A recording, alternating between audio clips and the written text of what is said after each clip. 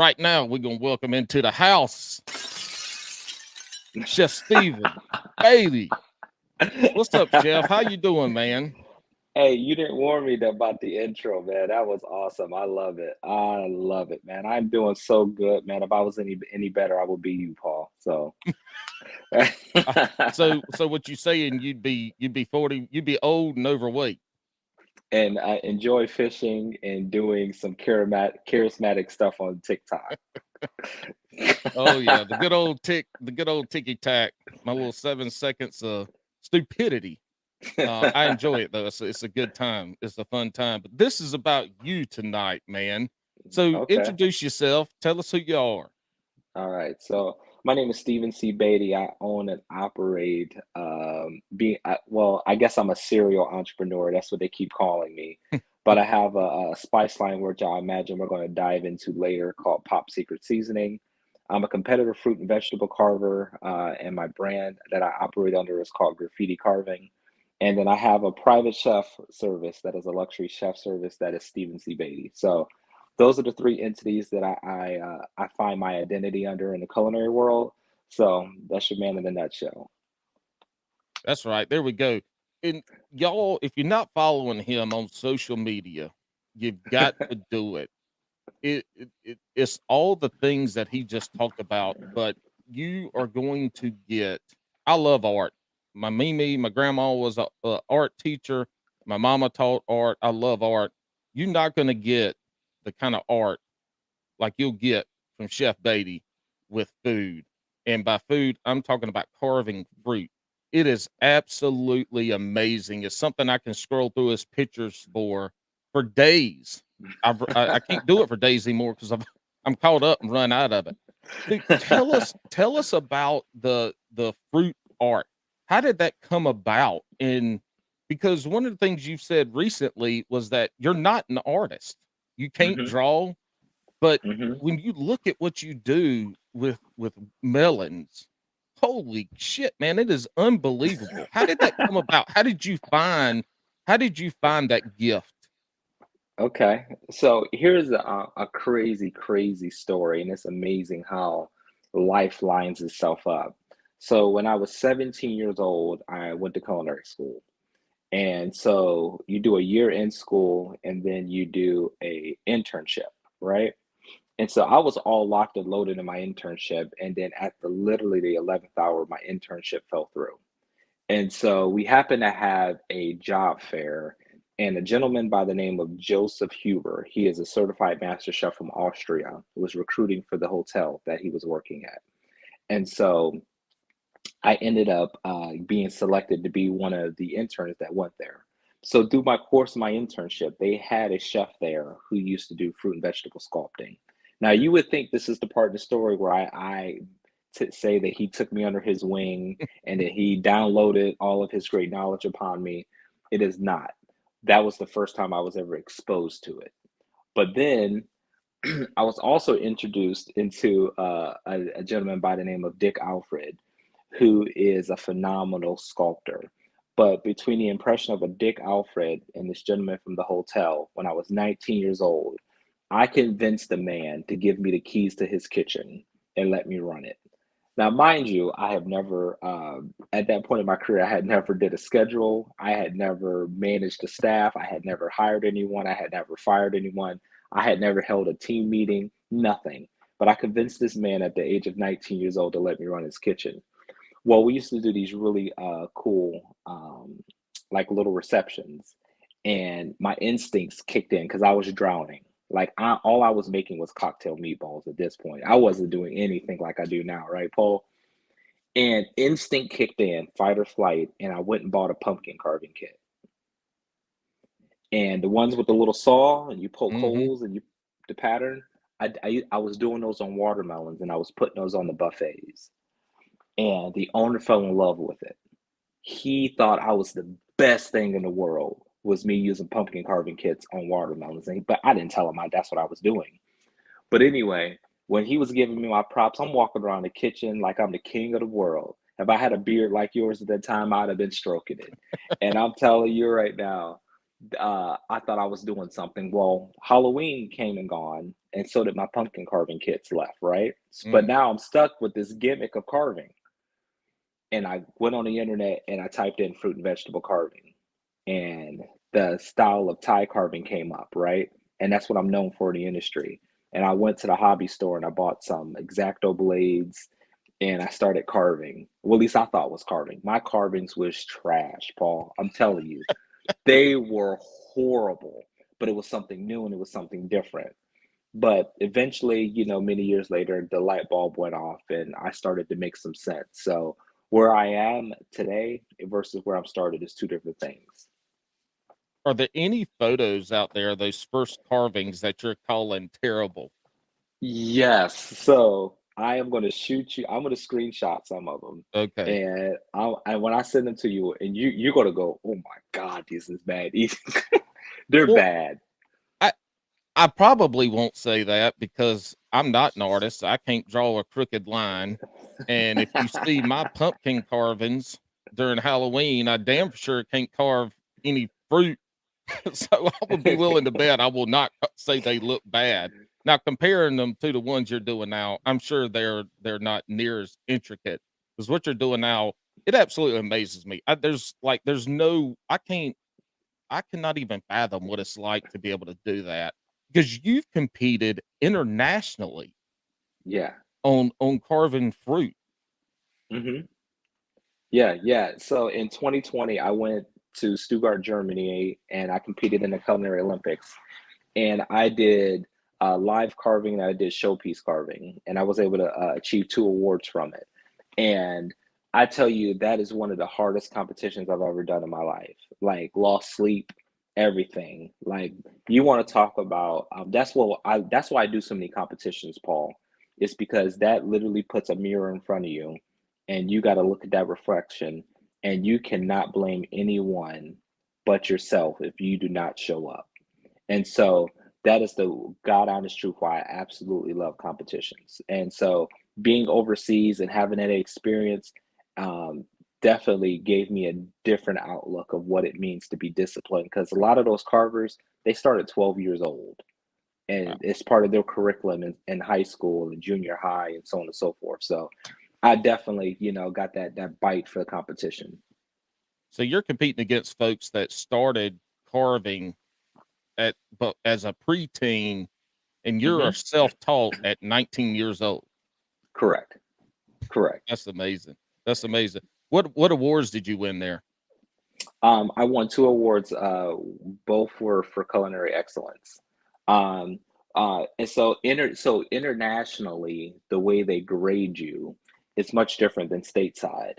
So what it means is that my skill level was high enough to medal, but my technical merit wasn't high enough to medal.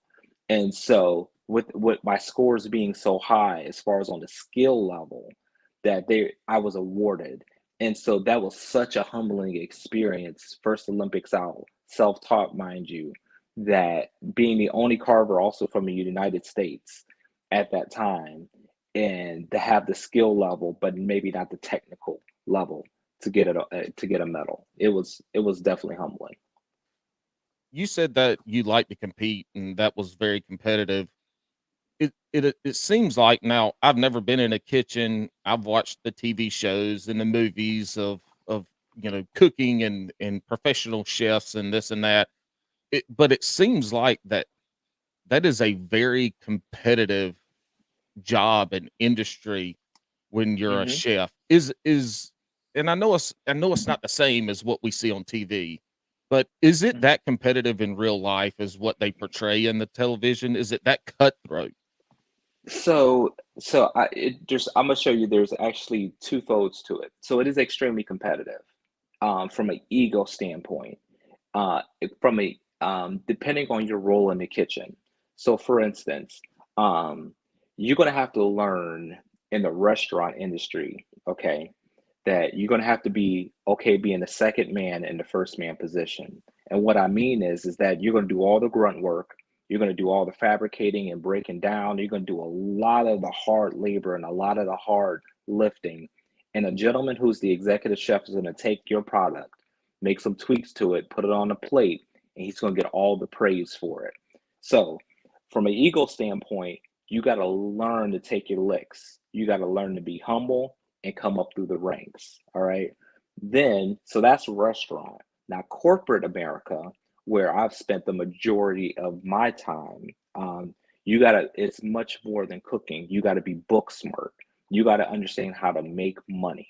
It's not about Mhm. pretty food on a plate. And so, from the competitive nature, you have to be able to take that one piece of chicken, use it in seven different dishes, and show that you're going to be able to keep your cost in line and make money. So it's a much different world versus the flair versus the money. That's interesting because you would think that on the restaurant side, they would be making money there is pretty important too, and I know the restaurant industry is a tough, tough place to make a buck. Mm-hmm. Mm-hmm. Mm-hmm. Well, Paul, obviously, so there, once again, there's two sides of it. So you get the guy who, like a Salt Bay, who just sprinkles the salt off of his elbow, right? And it's the gimmick, and it's the show, but yet it's not about necessarily the skill. It doesn't take a lot of skill necessarily, quote unquote, to cook that steak. It just becomes more about the show. So that's when I talk about the egos from the Mm. culinary standpoint, is that you got to be able to execute great food. I find it interesting that you say that the international carving competition made you lose sleep and it was extremely stressful because you've Hmm. done a couple shows on the Food Network as well. Correct. Cake Wars, correct? Cake Wars, and I've done 2 seasons of Halloween Wars. All right, tell us about the Cake Wars. What it Yeah, I did, and I've known you. We've talked about this, but I did some reading up just to on the intricacies of it, and it seems like they brought you on for your artist expertise. But Hmm. your team ended up winning that episode of Cake Wars, right? Correct. How Correct. was it being on a TV show and cooking cake? Are you a cake chef by any means, or was that something you had to rehash back from your culinary school days? Man, yo, that's a great question. I'm gonna tell you this is that if you're gonna be a successful chef, so and obviously there's a plethora of mantles in the kitchen that you wear, from being a sous chef to a chef de cuisine to an executive sous chef to a chef de partie to an executive chef, and so on and so forth. And so the higher you get in the food chain when it comes to the hierarchy, is that you got to be able to know a little bit of everything in that kitchen, because that's the only way you're going to gain respect. And so I have always been very intentional about maybe not being an expert, but knowing just enough to be dangerous. That I could walk in the pastry kitchen and maybe I could look at his pastry cream, or I could look at his rolls, and I can say, not enough steam, too much egg, or whatever the case might be.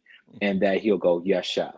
And so when it came to Cake Wars, that's just years of experience coming to the forefront and executing on a high level in front of millions of people. So tell us about Cake Wars. Give us the quick synopsis because you can still find the stuff on there. What were some Hmm. interesting things that happened during Cake Wars? So literally, Froggy and Beth, who were my first two teammates on the Food Network, I had never met them before. Now, obviously, you meet them from a this is your teammates perspective, but to actually know them, I had no idea who they are. They don't give you like a practice round where they say, okay, now we're gonna let you guys like play around a little bit, and then when we that's just no. When they said lights, camera, action, that was the real thing. That was literally the first time I'm working with these strangers that I don't know. And we're literally learning each other live on television. And so when I'm seeing how Froggy is doing sugar, and how he's doing chocolate, I'm understanding the depth of his skill level. When I'm watching Beth sculpt a cake, I'm learning. And as I'm sculpting fruit, they're learning about me. And so we're learning how to play into each other while trying to provide entertainment and talk and trash talk and be very aware of our surroundings. So it's difficult. It's so hard, especially if you want to make sure you get airtime, because you want to make sure that the camera is in your section, right? And so that like how they portray that on TV, that's real life. Like there's not they're not trying, are they? interjecting any conflict or anything bad happening? Are they setting you up to drop a cake or to trip and fall or anything like that? Are they trying to add in anything, or is it this is real life and they put you under the time crunch and the time crunch is what provides the Mhm. entertainment? That's it, because anytime that also here's the thing about culinarians, that we do a great job behind the scenes. But if you ever notice, there are not a lot of chefs that you see in the camera. They just struggle. They have mental breakdowns. They feel the pressure. But the comfort is behind those closed doors. And oftentimes, the moment that you could put lights, camera, action in front of a culinarian and require him to talk and to have charisma. It's a recipe, and you're in a foreign kitchen, mind you, right? So Oh you yeah, don't know yeah. these pots and pans. You don't understand the way these ovens work. You don't know where the knives, the rolling pins are. You don't know nothing, and you're just running around like an idiot. Really, being honest. So I mean, it sounds like just being there and not knowing where stuff is just enough to create some chaos for people. Oh, So that's funny. oh my God. And I tell you, like, the funny thing is that sometimes that the stuff that you hear other teams like go at each other's throat, because Mm. once again, you got to remember the pressure. You got to go back to your communities and back to your jobs. So if so and so Johnny is over here and he is risking your chance to win this competition and he's going to embarrass you, and you don't like you have no allegiance to Johnny besides he's your teammate on TV, you're gonna lay into him pretty good. So it's all the other drama, with the team that I used to love. Yeah, that's nice. That's not, and I'm sure when you hear that as a competitor, you poke and prod a little bit to try to get them worked up, get them Oh off my their God. game. Some junk talking, huh? So I was notorious for talking trash. I mean, I was a verbal ninja. I was Mm, cutting people with my words. And I love to get in people's head because I played sports. I was a huge sports head in high school. So, if you can get somebody in their head and you can get them to respond, I wanted that $50,000 check. So, hmm. I had plans for that money. So by any means necessary, I was talking about their pet dog, gerbil, grandma. If anybody had a glass eye, I don't care. Fair game for me. There you go. Hey, win it, win it. It's the mind games, the mental aspect of it, of any competition. That's huge. I mean, you hear the greatest athletes out there, Michael Jordan. Yeah, I mean, you hear the stories. Larry Bird. If people don't realize that the shit talker Larry Bird was, go on YouTube and just look it up.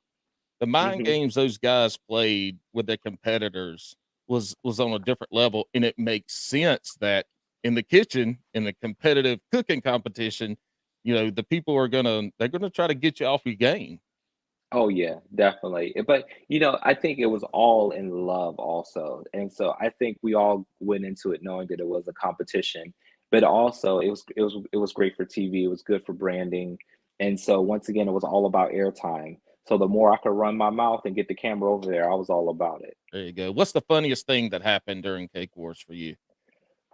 So you gotta remember you're mic'd up at all times, right? And so let's say you gotta run off the set to use the restroom. They're listening to you just do God's business because you don't take your mic off when you go That's into the right. bathroom. The stuff that doesn't get aired, right? Yeah, I'm telling you. And so you think about that, and it's a psychological game because you don't want to let your break slip and and toot or something like that. So now you know that someone's listening to you. So I would always like, can y'all please mute my mic, please? You hear everybody laughing back in the studio, and you're like, man, damn. Let me sit down real quick so they don't hear nothing. Well, Oh you yeah. you said it earlier about being well rounded for having to do what you do in the kitchen and the stuff that you Hmm. post a lot of what you cook at Wofford, Hmm. doing the cooking and stuff there. And that really does show how you're well rounded because you are doing the desserts and pastries and you're doing the main meals and it is it all the it's not like what I cook at home and just throw some shit on a plate, you're plating it right and all that, but you cook you're a part in cooking all of the food from the beginning to end, and that is Hmm. interesting in that because, again, what I know is watching Gordon Ramsay on TV and some of the Yeah. movies that have been out there, and, God, what was having a brain fart, what was the HBO thing down in, the HBO show down in New Orleans that was cooking related. Um, Was it burnt? no, it Are you was talking the about series. Shit, I'm the forgetting. Great Brunch, the brunch show? No, it was it got had Bunt from The Wire. Um, Not Bunt. Anyway, I can't remember. People are listening. You'll know. I'll put it in the show notes. I'll think about it probably for at some point. But anyway, watching those shows and all those people were really, they had their thing, and again, that's a show. But to see what you put out, again, it's just the art of it.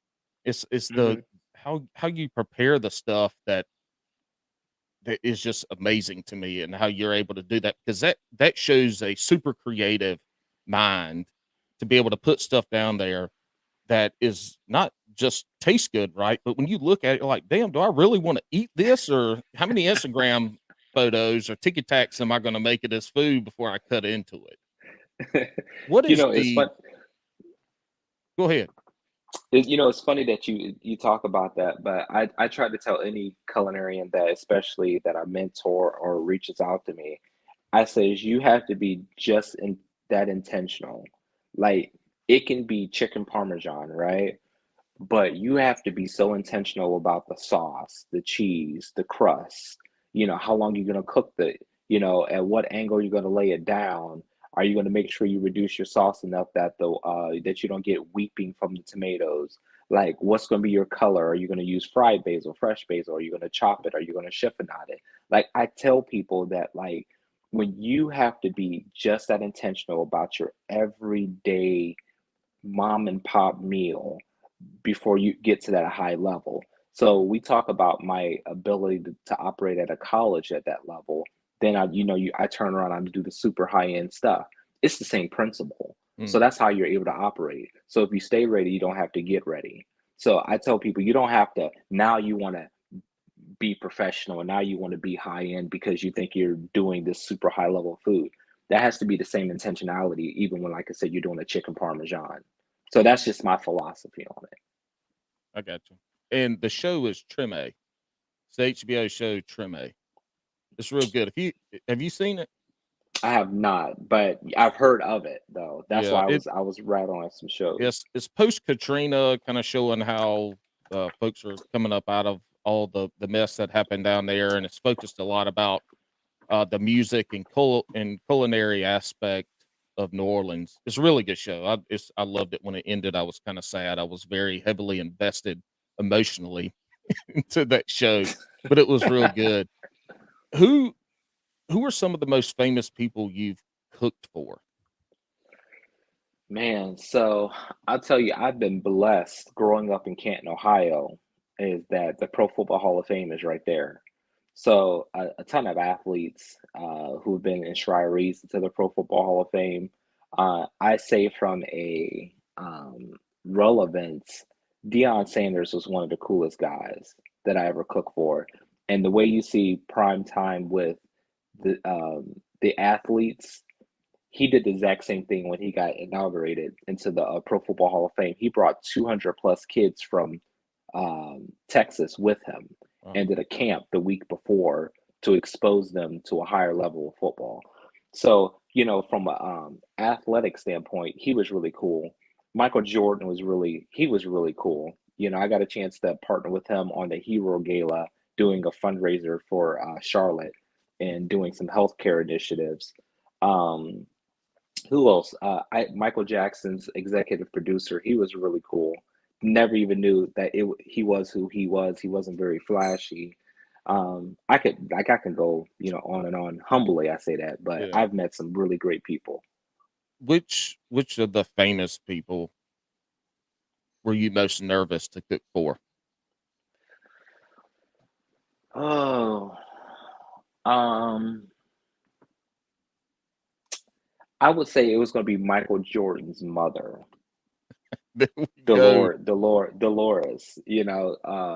I was so nervous. Um, well, most recently I would say CeeLo Green. All Okay, right. yeah, I saw that post. I bet that was a good time too. So I didn't know what to expect because he was very intentional on his menu, Hmm. extremely intentional on his menu. And most times I curate a menu and I present it to be, approved. He submitted his menu and he was very intentional what he wanted in his food and what he did not. And so when you're under that kind of pressure, when you walk into the green room, you kind of like, is it good in here? You don't know what the response is going to be. So, most recently, I would definitely say that experience. That's got to be interesting too, where you already have you know what you're going to cook since you're curating it, and kind of it's probably going to be in your wheelhouse. And then when you show up, somebody's like, "Nah, hoss, this what I want." I'm like, all right, give it to me. Let me get my brain to thinking now. Let me start taking some breath exercises and figure out what I got to roll with. What'd you cooking? So, he wanted red snapper grits, and he wanted fresh vegetables.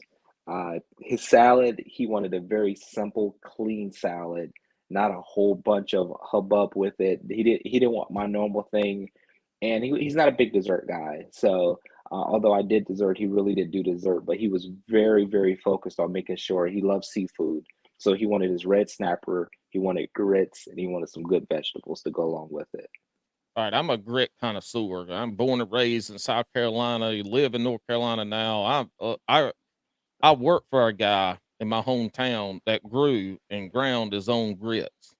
Matter of Hmm. fact, that's the only grits that have been in my freezer since 2007. I go down there every year and I come home with, 10 pounds of grits and I get the white Okay. and the yellow. I'm a grit. How do you cook your grits?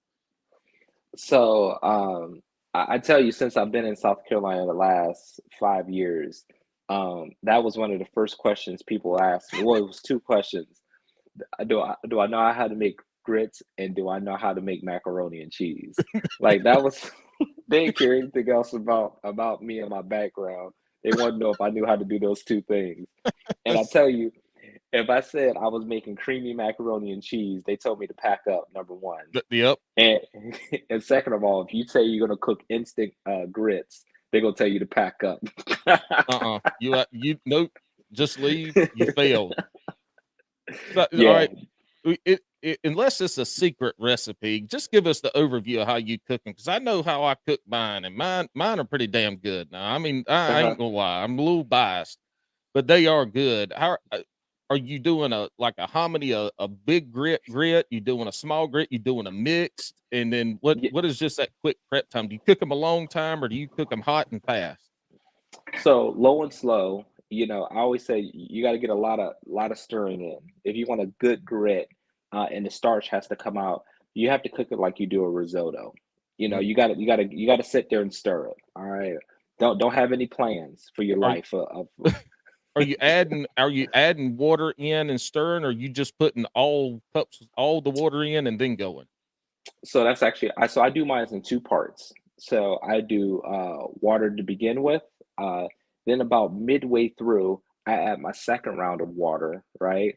And then at that point, then I season again. All right. So I season at the beginning, and then I season again at the end, and then I mound butter into mine. Mm. All right. So that's at the very end. Now, some people I still stay true to my Midwest roots. I put some cream in it. My one homeboy, he loves to put cream cheese in his grits. I don't know why, No, but no. I I ain't gonna call him out on the podcast, but uh, definitely mountain butter and most of the time you got to use a good sharp cheddar cheese if you're gonna do cheese Mhm. grits. So I don't do any punk cheese that ain't got no bite. I like the like some must to mine. I like mine to stand up on its own. There So you how go. about you? So I do mine kind of like that. So I put in 3 cups of water for a cup of grits, and I get it cooked down, stirring. I cook it. I bring it up to a boil, and then I turn it down on low, Hmm.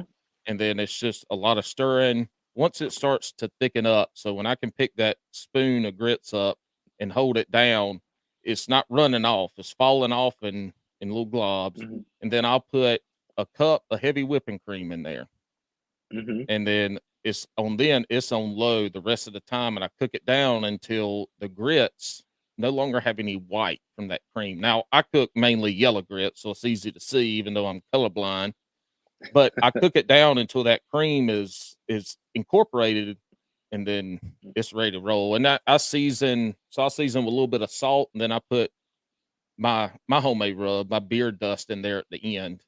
Okay. I don't add cheese for this house.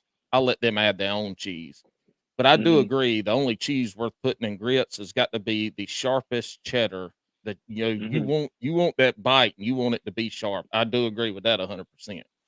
Oh yeah, but I think, I love the beer dust, but in my house we use Pop Secret seasoning. All I right. know. That's where I'm You going. already know. That's where I'm You going. already Tell us know. about Pop Secret, because that's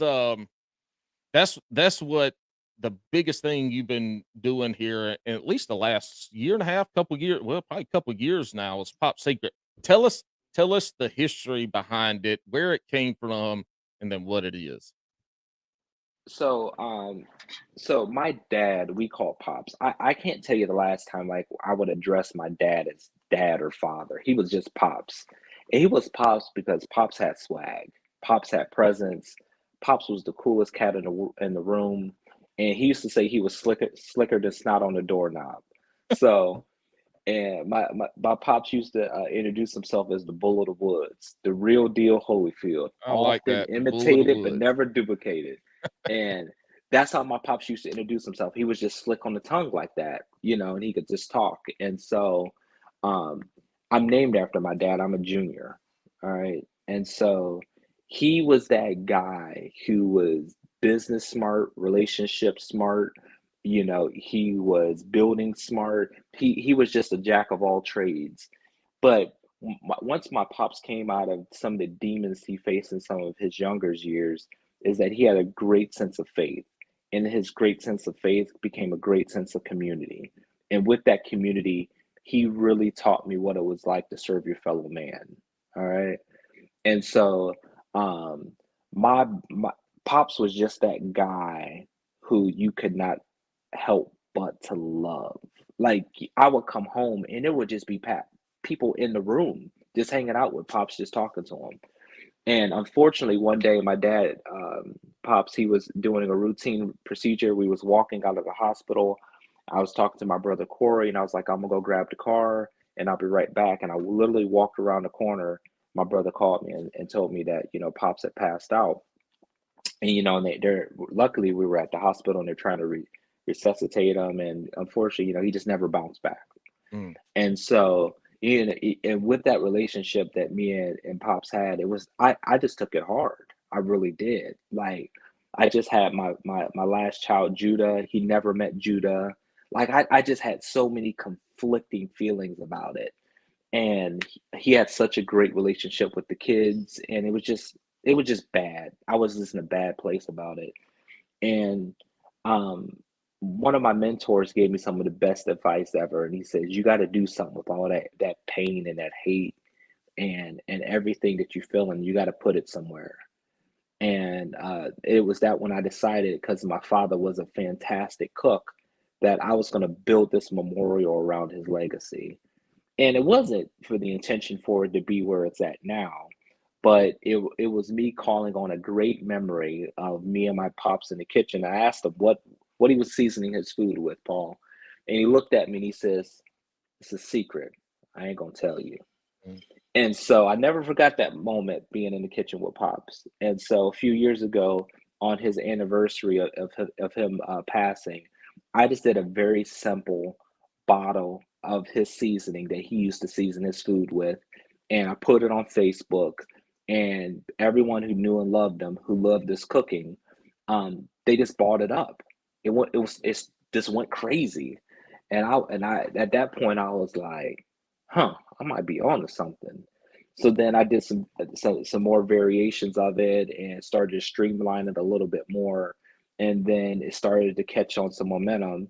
And then at that point, I did something that any successful entrepreneur would do, and is that I looked at my circle and I says, if I'm going to do something with this, what do you guys like about it? What don't you like about it? What do I need to improve on? And this, that, and the other. And I got some solid advice from people who knew and loved me and wanted to see me succeed. And they were not yes men, right? So they didn't tell me, oh man, everything is great, man. I love this stuff. The first bottles, the ink ran off the labels. So you didn't know what was in there. I'm printing labels at the house and putting stickers on them. It wasn't where it is now. And so like I tell people, they really gave me some great advice to get me where we're at now. So Pop Secret Season is one of those things that we're addressing the home cook to build community, get people at the table, and provide a great meal. Where are you at with that now? Are you still mixing it in the kitchen, printing labels off on your Canon printer in the office, shipping it out, once a week, or have you grown it into something to where now somebody else is producing that? So here's the great thing about it is that just about 75% of the operation is outsourced at this point, which speaks volumes. All the printing, everything like that is completely outsourced. Um, some of the marketing and stuff like that, obviously myself and some others are still contributing to, but me and the team are on that last leg of sourcing out a co-packer that will mix everything down and bottle it and then get into distribution. So the answer to your question is that we're leaps and bounds and are on our way to that last leg. But it's number one, it's expensive, and you have to understand everything has to be measured to the gram. Like you're not just doing a cup of this. You're not cooking like you're at the house. Everything has to be precise. You have to have R&D. You have to have quality control, and you have to have a dietitian approve this stuff. And then from there, you got to get into packaging and labels and marketing, and it's a whole animal. And so it's taking some time to get there. One of the things that I learned, so I used to be, I grew up, my mom was a great cook, and it's Hmm. country cooking, right? There ain't no measuring, it's just cooking, right? And so that's how I started my cooking journey. Cooked a lot, grew up cooking barbecue, but Hmm. when I tried to start making my own rubs, they were terrible. And this led me into one thing that you're talking about. They were terrible, and I couldn't get it. In mine, the last time I ever made it, I made some because I had, just leftover stuff, and I'm like, I'm gonna make it to get it out the kitchen so it's not taking up space. And it was at my daughter's, it might have been her second or third birthday party, could have been her first, I don't know, somewhere in there. And I cooked pulled pork and I cooked chicken thighs. And people are like, "What is on this chicken? Oh my gosh, Hmm. it's so good." That's the first time I ever wrote down measurements by Yeah, weight yeah. on anything. And since then, I've made some improvements to it, but I cook a lot of artisan sourdough bread. I got a sourdough starter, I cook a bunch of bread. I do Yep. everything by weight. That way, it's consistent. I wanted to make it Hmm. consistent. So you talking about stuff having to be done like that's one thing about country cooking. It don't ever taste the same. Never. It always tastes good, but it never tastes the same because it's just pinches and tosses of this and that. So getting down to the grams is really creates that consistency. Hmm. What if now in the culinary world, you see people coming out of high school, going straight into culinary school, wanting to be, I think everybody probably has the dream to be that executive chef and either run a big famous kitchen or start their own. And you see young people doing it. You see middle-aged folks in their 30s and 40s going to do it. What would be some advice that you would have somebody that's potentially thinking about, I want a career change and I love to cook. What's some advice Hmm. you give somebody that's looking to get into it now? Man, I'm glad you asked that question. I got two things to tell people. Number one, be teachable. All right. And number two, you got to have a gimmick. You got to Hmm. have something that sets you apart. When I say a gimmick, I don't mean a dog and pony show, but I mean something that you do very No more well. not Exactly. Salt Bay gimmick. But something you do very well and you have to be willing to do something that no one else wants to do. So that simply can be, I've seen people become millionaires over popping popcorn correctly. Hmm. And but it's the attention to detail of mastering the art of popping popcorn, right? And that's what I mean is that you have to find something that you really love that you could actually not get paid to do because you enjoy doing it that much, right? And be teachable in that moment. And are all culinary schools the same, or at least in the states, we'll say, are there levels of culinary schools that you should look to get into? Do they focus on certain things, or are they a general cooking school, and then from there you figure out what your alley is? So I think that there's a general studies approach when it comes to culinary schools, yes. Now, are there's some culinary schools that really excel into pastry, other ones really excel into meat fabrication, other ones really excel into the bakery side of it. Some really excel into hotel restaurant management. So once again, depending on your drive and your focus, there are certain colleges from a culinary standpoint and curriculum that are really going to meet you right where you need to be. What is, and I know this is gonna be person to person, or in, in the chef world, what is the Mm. hardest food to cook? Not meal, but just the food that people mess up, or the ones that people had the most problems with, or maybe you like, what is that one food that's the hardest thing to cook that most chefs would agree on? Proteins. Hmm. So you got to understand that depending on the cut of meats, depending on the technique of cooking, depending on the desired expectation at the end, there's a whole host of factors that are going to contribute into you getting to that final place, right? And the science of it. So, for instance, you can cook something to 150 degrees, right?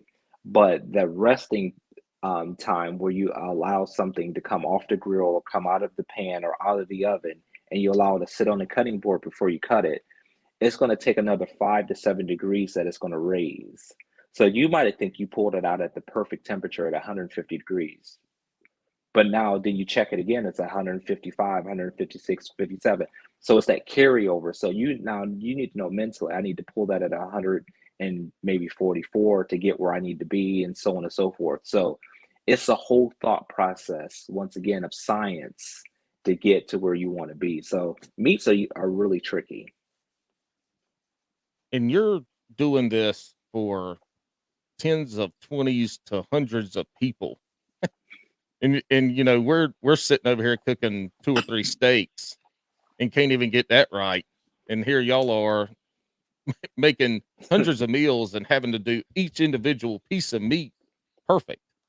Hmm. That's Yeah. amazing. Like, I mean, when that's your job, I mean, you get good at it. But that's amazing, the amount of food that you have to prepare and it be good, because let's be real, people love your cooking and don't have anything but good stuff to say until they have to start paying for it. And then when people have to start paying for your food, they get all up in the feelings and get some opinions in there.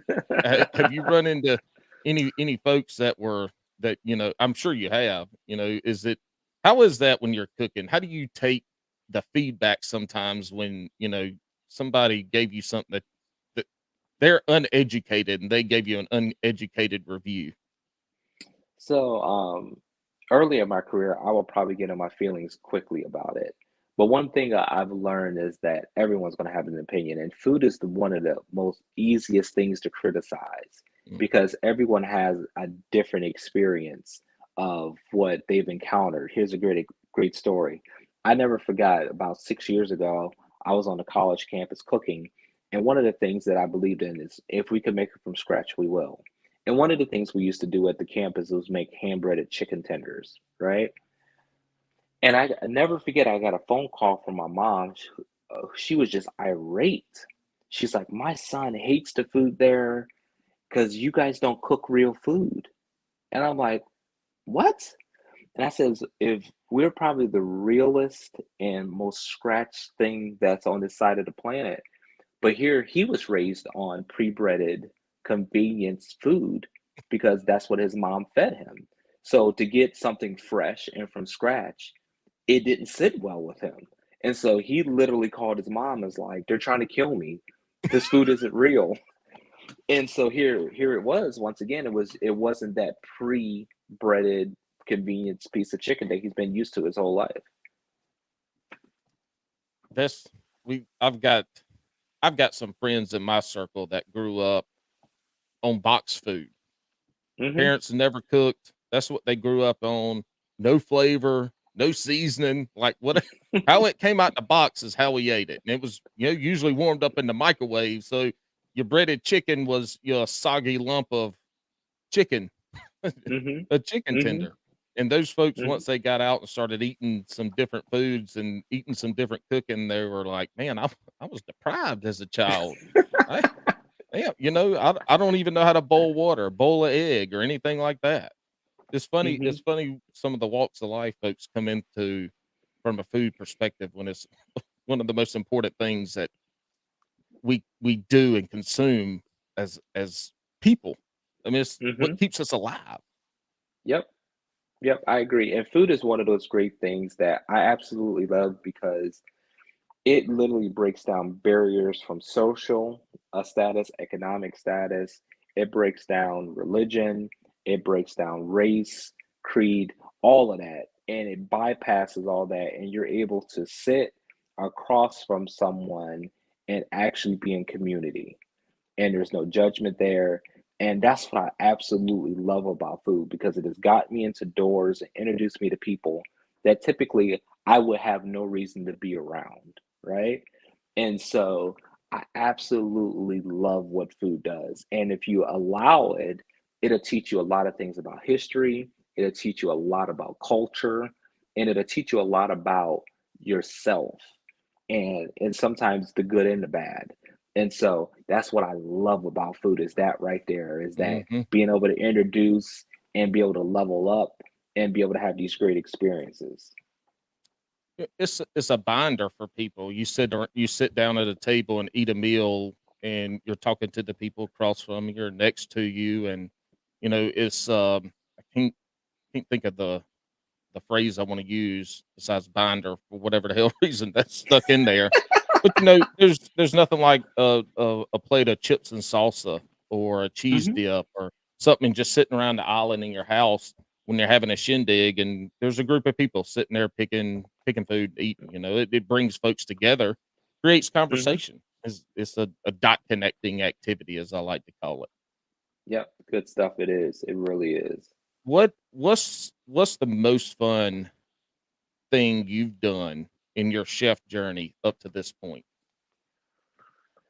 I will say that I very rarely introduce myself as a celebrity chef, right? But the reality is that I've had a great career so far, and I've had an opportunity to do some really fantastic things, which has created a lot of great opportunities for me. And with that being said, um, it has allowed me to become a trailblazer, and it has allowed me to do some things that has created avenues and venues for others to be inspired.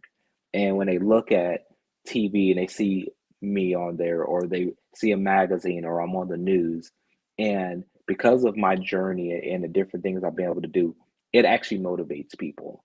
And so and that's the one thing I absolutely will bring tears to my eyes and makes me lose my breath when I get an email, a letter, or an inbox from someone young or someone old who is having a moment, struggling, some insecurities, and they say, "Man, you're so dope, man. You give me hope. Thanks for being positive," or whatever the case might be. It's the little things like that that does it for me. I got you. Do you have anything coming up that you can announce? Like, do you have any shows coming up? Do you have anything we can look out for?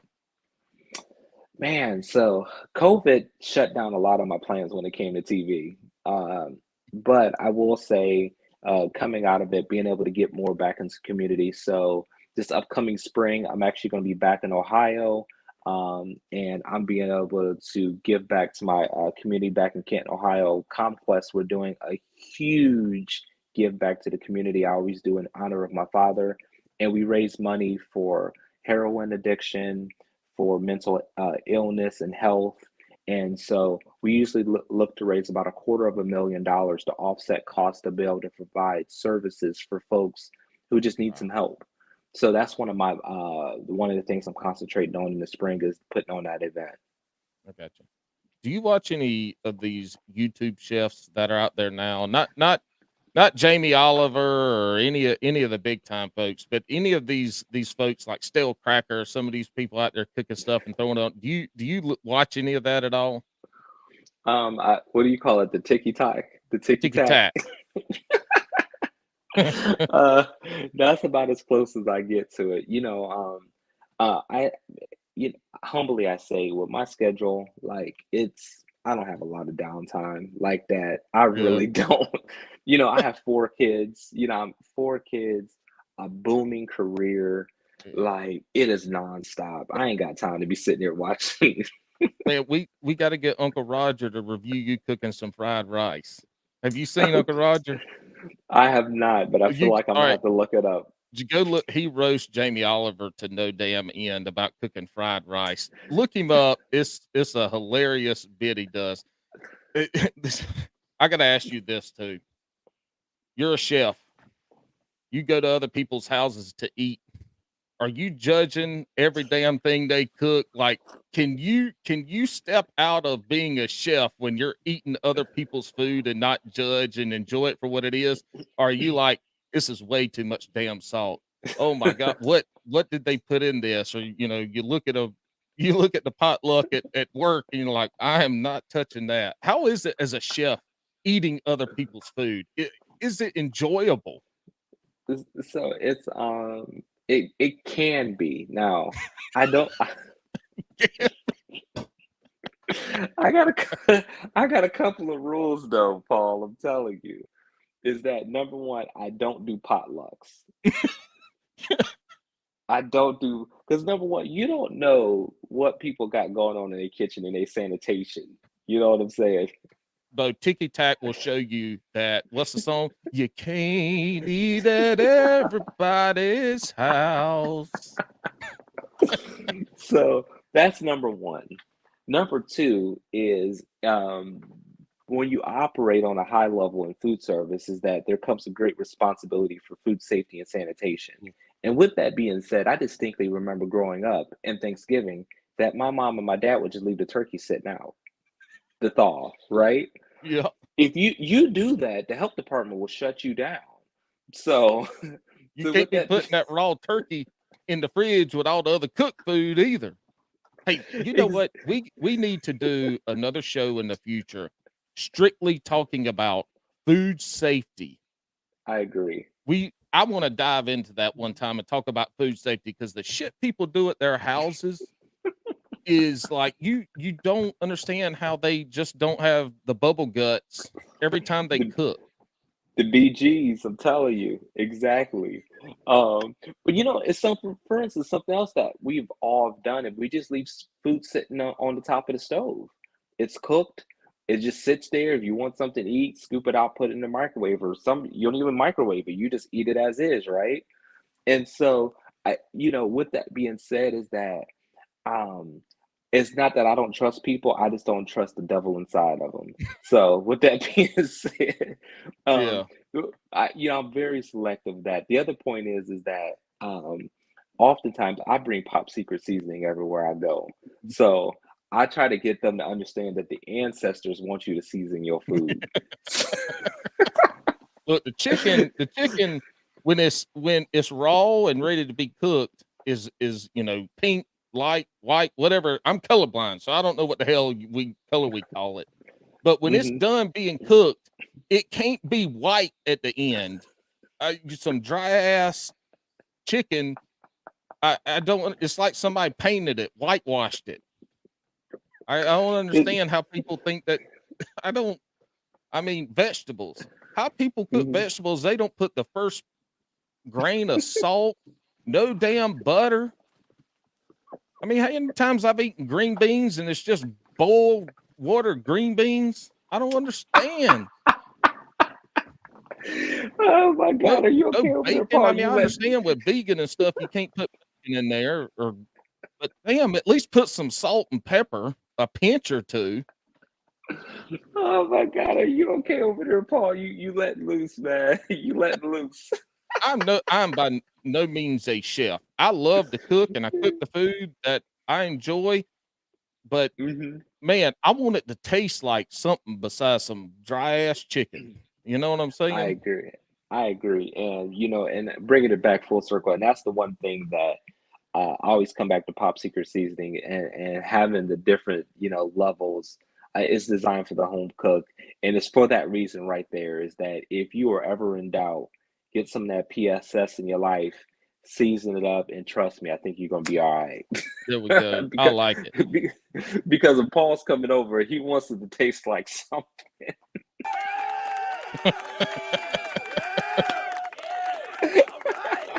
Look, something. Green beans don't taste like nothing but This boiled butter and green beans. I mean, come on, boiled hot dogs got more flavor than that. Where can folks find you on social media, website, anything like that if they want to get in touch with you and follow along with the cool stuff you're doing? Man, I appreciate it. So anything social media related, website is literally stephencbaity.com. Stephan C Baity.com. So if you follow, I follow back. If you send me a message, I try to write back as soon as I can get free. But enjoy the journey, enjoy the ride, and just once again, just let's just make some great food that actually tastes like something, right, Paul? Please, y'all, season your food. Please, please. If people ask you for some cooking advice, Yeah. do you give them some advice? I try my best. I Okay. really try. So, it- honestly, it's great that you asked that question, Paul, because most of the questions I literally get is people just need to talk it out. Most of the time, people have the answers, believe it or not, Paul. They just need that reassurance to know that they're on the right Mhm. path. And so that's generally speaking, a few messages back and forth. They're like, I was thinking that, okay, all right, so it's good to do X, Y, and Z. And I'm like, go for it. And they're See, like, cool. that's the teacher in you right there. You don't tell them the answer. You guide them to the answer. You guide them to create the answer that they need. hmm Yeah, it's funny that you talk about that is that being a dad, I have four kids, has actually made me a better chef than before I had kids. I've learned a lot about just how to talk to people, be patient. I learned how to explain myself, to break it down into smaller terms, follow up, just all those different things as being a dad that they translate into being a great chef and being a great leader. So it's amazing that you pick up on that because it's the same thing. Look, some your kids, some of that food they be cooking was that monkey bread that with the fruit that they cooked a couple of weeks ago. Was that good? Because I made I'd have licked my phone, almost licked my phone. It looked so good. I tell you, Seth and Olivia, the two oldest, is that they've been rocking with me for a while, so they get it. Then KK and Judah, who are the younger two, they're starting to figure it out that if I can get in the kitchen and learn how to cook it, I can eat it. So they got hip to Seth and Olivia's game. So, but I always wanted my kids to be able to, for us to be able to connect and for them not Hmm. to see my career as a competition, but a Hmm. compliment. So, because I'm so busy, humbly, and I travel a lot and so on and so forth, oftentimes that relationships can be fragmented depending on the type of the year and what's going on. So I always want my kids to have an understanding of what it takes to get to that meal. So they do appreciate the kitchen. They really do. Awesome. Well, Chef, this was awesome, man. I really appreciate you coming on. We definitely got another episode in the future talking food safety and maybe some of the stuff you've seen or heard No, about yeah. to do that. Thank you so much for coming on. This was awesome, man. Y'all go follow Chef Baity on the social media. I'm telling you, you're gonna see his artwork if you hadn't already, and it is going to absolutely amaze you. It is. I can't even articulate my words right now because it is on a whole different level. I saw it in person. Chef and I met at a networking event here in Raleigh area. This would have been 2019, Hmm. and I still have the pictures of the artwork you had out there. Y'all go check it out. It's absolutely amazing. Hey, look, I can't even talk now. I'm so excited. It's at the end of the podcast. Should have been all jibber jabberish at the beginning. I appreciate y'all listening. I appreciate y'all subscribing to the podcast if you enjoy it. And please, if you think it'd be worthwhile for somebody else, your friends, your family, you share it with them. And I sure do appreciate it.